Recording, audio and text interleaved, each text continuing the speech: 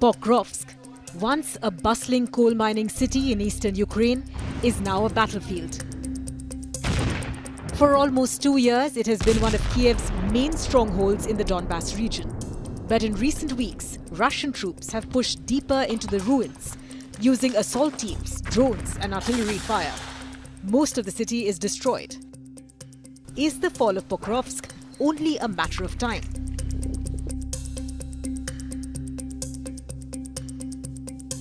Fighting in Pokrovsk is unlike anything seen before. There is no fixed front line anymore, only basements, upper floors, and shattered buildings.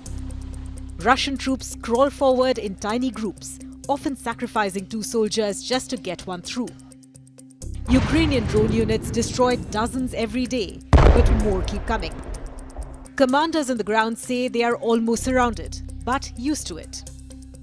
Pokrovsk sits on a web of key highways and railway lines, once vital for Ukraine's supply routes to Donetsk and Zaporizhzhia. It was also home to Ukraine's last active coking coal mine. Capturing Pokrovsk would help Moscow control the roads that link several other Ukrainian defensive cities, Druzhkivka, Kramatorsk, and Sloviansk. But today, its practical value is fading. Constant bombardment has destroyed infrastructure, and Kiev has already shifted its logistics elsewhere.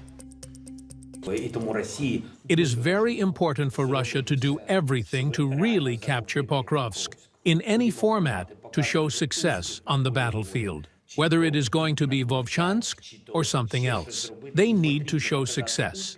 Then they will be able to return. Try to return the narrative. We told you that we will capture Donbas.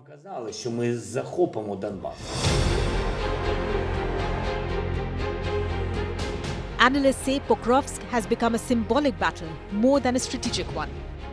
Moscow wants to show that progress in Donbass is still possible, even if it comes at enormous cost.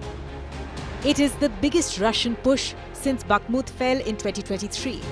For Putin, Pokrovsk would be proof that Russia's long grinding war is still moving forward. For Ukraine, holding it has become a matter of morale, proof that resistance can still hold in the east. I cannot express it in words. This is painful to think about the people, the houses. First and foremost, it is certainly about the people. Civilians still live there. I feel frustrated about the whole situation. Why is this war happening?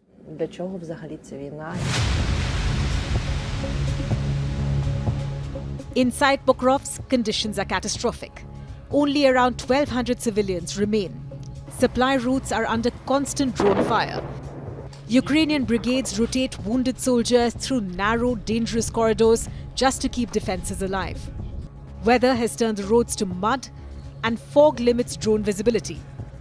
Russian artillery shells everything, like rooftops and even underground bunkers. Ukraine's biggest challenge is its people. Frontline brigades are thinly manned, with some sectors guarded by just a handful of soldiers. Desertions and exhaustion have become serious problems. Many volunteers who joined in 2022 have been fighting non-stop for nearly 3 years. Analysts say this manpower crisis is forcing Kiev into impossible choices. Either defend Pokrovsk and risk encirclement, or retreat and lose a major stronghold.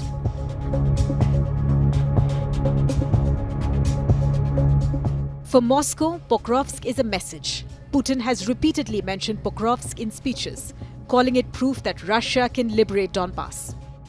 A victory here would help Moscow claim momentum, especially as Washington pushes for peace talks.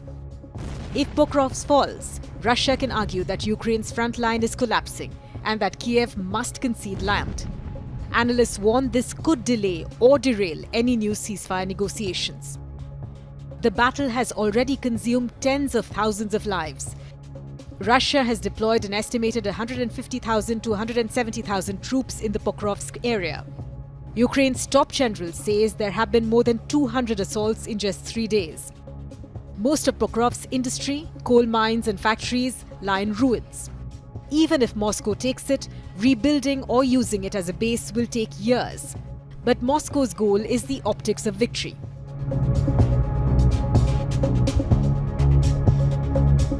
If Pokrovsk falls, Russia would move west towards Kostiankinivka and Ruskivka, the next cities in Ukraine's defensive belt. But experts say that even a victory won't give Moscow the power to sweep through Donbass quickly.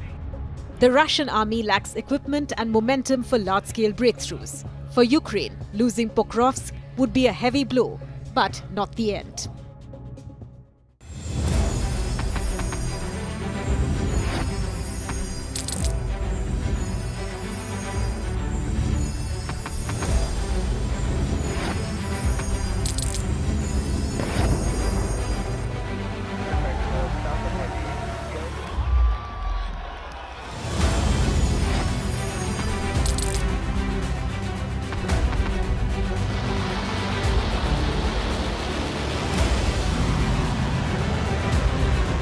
Been fighting so long and so hard that they don't know what the they're doing.